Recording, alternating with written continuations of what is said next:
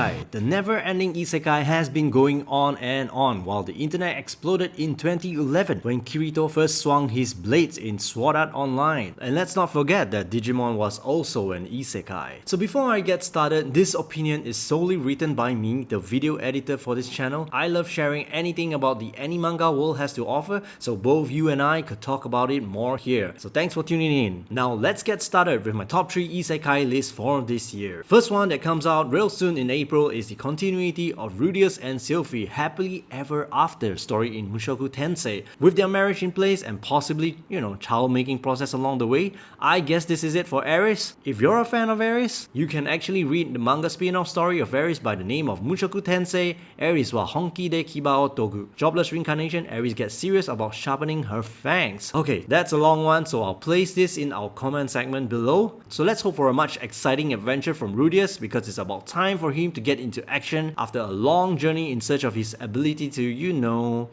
keep that thing standing. Now what I can't stand is the fact that we are waiting for a long time for ReZero Season 3. So this is the second one in my list. So ReZero Season 2 puts Subaru, Emilia and the rest of them in the sanctuary, a seal-off place for Emilia to undergo trials in order to leave. I think that's a really long story to be told in 25 episodes, seriously, because the fact that I can't see Ram as much as I do. Yes, I admit I am Team Ram. What about you? So Season 3 will be covering Arc 5 from the light novel. So Arc 5 begins with Anastasia extending an invitation to Emilia, Krush, Felt to attend a gathering in the Watergate city of Pristella. Season 3 of ReZero will delve deep into Subaru's struggle with the consequences of his action and his journey towards personal growth. So the upcoming season of ReZero will introduce new threats, unfamiliar territories, and explore the depths of Emilia's path to the royal selection, adding more depth to the storyline. While I hope that is true, and I hope that really brings a lot more progress than Season 2, well, since the story covers Arc 8, I believe the story should move faster by now. And by the way, there is a ReZero What If novel that shares what if stories. One of the interesting part for me is the fact that we could read what if Subaru ended up with Ram.